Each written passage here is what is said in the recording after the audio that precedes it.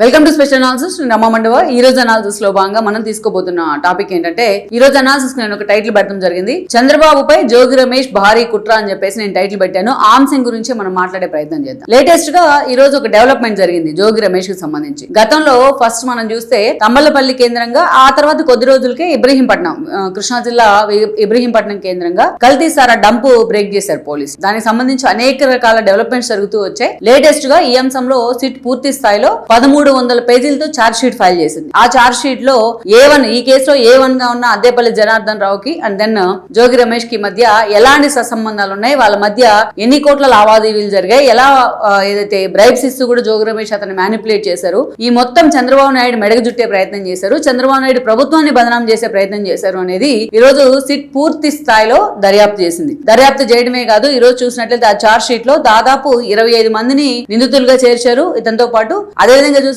దాదాపు 89 మందిని సాక్షులుగా చేర్చడం జరిగింది. సో మొత్తానికైతే జోగి రమేష్ మీద ఇప్పటిదాకా ప్రతి కేసులు పడుతూ ఉన్నాయి. ఆల్రెడీ ఈ కల్తీ సారా వ్యవహారంలో కూడా ఆయన జైలుకి వెళ్ళి రావడం జరిగింది. అయితే ఇప్పుడు ఏకంగా పూర్తి స్థాయిలో సిట్ దీని మీద ఒక కంక్లూజన్ కి వచ్చి ఛార్జ్ షీట్ ఫైల్ చేసిన తర్వాత ఈ రోజు ఇక ఈ కేసు నుంచి మాత్రం జోగి రమేష్ తప్పించుకునే పరిస్థితి లేదు అనే చర్చ జరుగుతోంది. ఆల్రెడీ నిన్న మొన్న పొన్నూరులో హడావిడి చేస్తూ ఆల్రెడీ అరెస్ట్ కూడా కావడం జరిగింది. గతంలో చాలా ప్రతి కేసెస్ కూడా అరెస్ట్ అయ్యాడు జోగి రమేష్. రీసెంట్ గా నిన్న మొన్న నేను ఒక వీడియో చేయడం జరిగింది. ఇలాంటి నేతలే వైఎస్ఆర్సీపీని ఇబ్బంది గురి చేస్తా ఉంటారు, జగన్మోహన్ రెడ్డిని ఇరుకుని పెడతా ఉంటారు అని. ఇతని నోటి దురుసు కారణంగా, ఇతని యాటిట్యూడ్ కారణంగా, లైక్ మనం చూస్తే ఒక వంశీ లాంటి వాళ్ళకో, కొడాలి నాని లాంటి వాళ్ళకో నోటి దురుసు మాత్రమే ఉండింది. ఇతనికి యాటిట్యూడ్ కూడా. ఇతనికి మంత్రిగా పనిచేశారు, 2 సార్లు ఎమ్మెల్యేగా పనిచేశారు, బట్ భాషా పరిజ్ఞానం విషయంలో మాత్రం జీరో అనుకోవాలి. మరి మంత్రిగా ఇలాంటి వాళ్ళని ఎలా ఇచ్చారో జగన్మోహన్ రెడ్డి నాకు అర్థం కాదు. బట్ ఎన్నో సార్లు జోగి రమేష్ తన నోటి దురుసు కారణంగా, తన యాటిట్యూడ్ కారణంగా ఎన్నో సార్లు చిక్కుల్లో పడ్డారు. అటు పార్టీని కూడా చిక్కుల్లో పడేశారు. ఈ రోజు ఏకంగా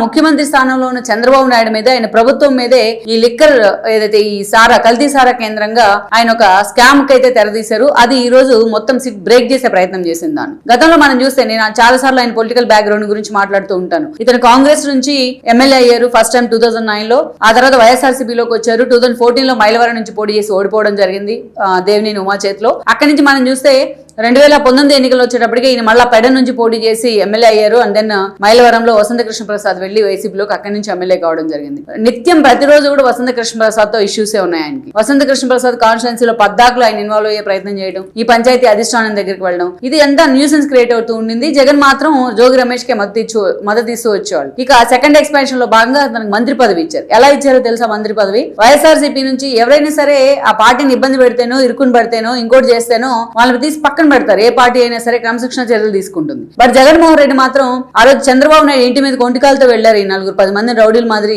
అందరిని వేసుకుంటాను అనుచరుల్ని చంద్రబాబు నాయుడు ఇంటి మీద దాడికి వెళ్లారు.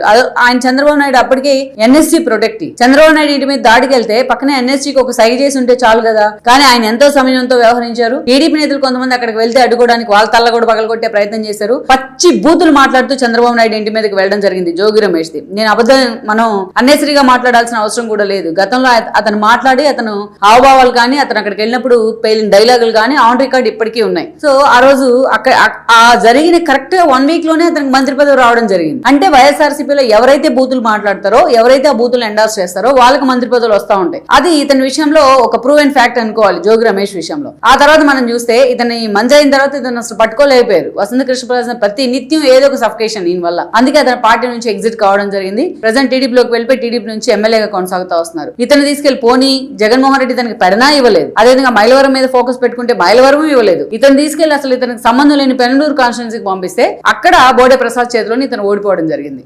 ఓడిపోయిన తర్వాత కూడా ఇతను జగన్మోహన్ రెడ్డి దగ్గర మార్కులు కొట్టేయాలి. ఎలా కొట్టేయాలి?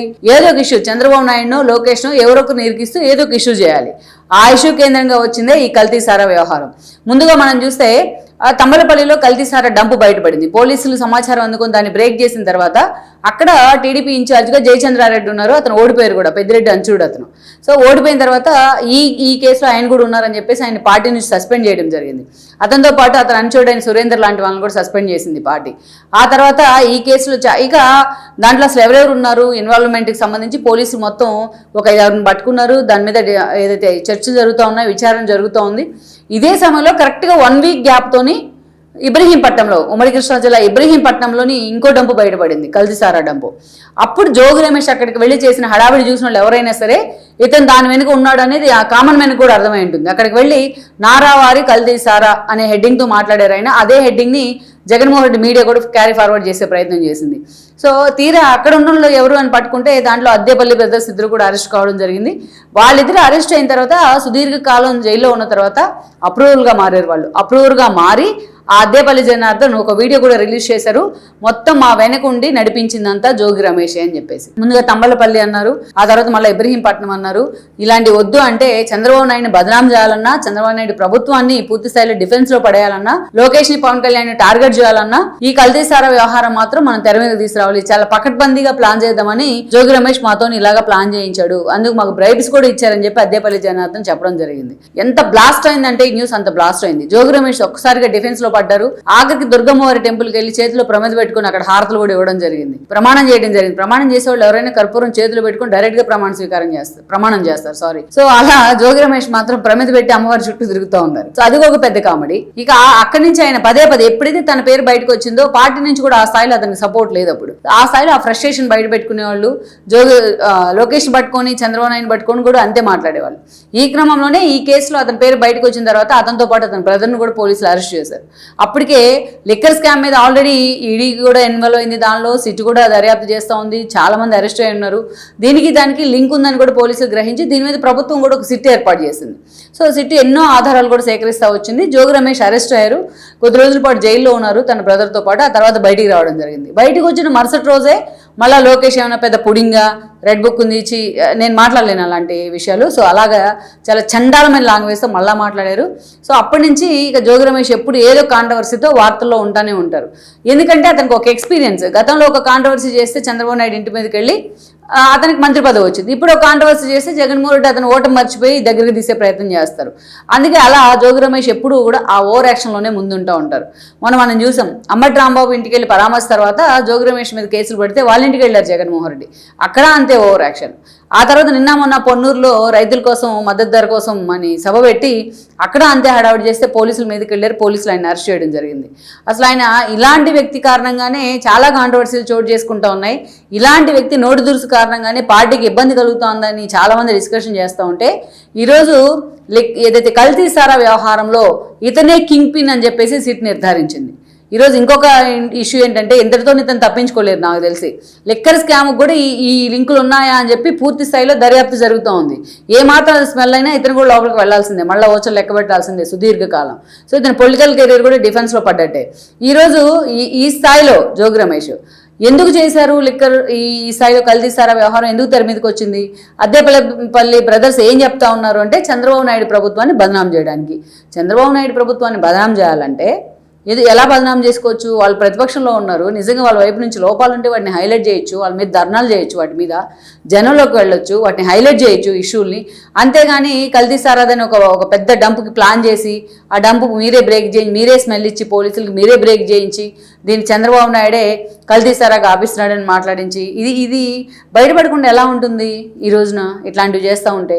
సో ఏకంగా చంద్రబాబు నాయుడు ప్రభుత్వం మీద ప్రభుత్వాన్ని బదనాం చేయడానికి, ప్రభుత్వంలో ఉన్న వ్యక్తులను బదనాం చేయడానికి ఈ స్థాయిలో కుట్ర. ఇది జోగి రమేష్ వల్ల మాత్రమే సాధ్యమవుతుంది. పాపం జగన్మోహన్కి తెలియదేమో ఇతని గురించి. గతంలో అద్దేపల్లి బ్రదర్స్తో అతనికి సంబంధాలు ఉన్నాయని చెప్పి పోలీసులు వాట్సాప్ స్టేటస్లతో సహా ఆధారాలతో సహా ఫోన్ నెంబర్లు బయట పెడితే అతనికి జోగి రమేష్కి అసలు సంబంధమే లేదని జగన్మోహన్ రెడ్డి చెప్తాడు. ఇతనేమో సాయంత్రం మీడియా ముందుకు వచ్చి మా ఇంటి ఎదురుగానే అద్దేపల్లి బ్రదర్స్ ఉండేవాళ్ళు అని చెప్తారు. ఇంకొకరు వచ్చేవారు వీళ్ళిద్దరు మేమంతా చెడ్డీ దోస్తులు అని అద్దేపల్లి బ్రదర్స్ చెప్తారు. సో ఇలా అడ్డంగా ఇరుక్కుని పోయినారు ఈరోజు. సో ఈరోజు ఈ కేసులో ఇంకే కేసు నుంచి జోగి రమేష్ తప్పించుకున్నా, ఆల్రెడీ అతని చాలా కేసులు ఉన్నాయి కూడా, అగ్రిగోల్డ్ వ్యవహారం దగ్గర నుంచి అన్ని కేసులు. ఈ కేసు నుంచి మాత్రం కల్తీ సారా డంపు వ్యవహారం నుంచి మాత్రం తప్పించుకునే పరిస్థితి అయితే లేదు. ఇప్పట్లో ఒకసారి కానీ జైలుకి వెళ్ళారంటే ఇప్పట్లో జోగి రమేష్ బయటకు వచ్చే పరిస్థితి కూడా కనిపించట్లేదు. అందుకే తన ఓవర్ యాక్షన్ ఎంత తగ్గిస్తే జోగి రమేష్కి అంత మంచిది.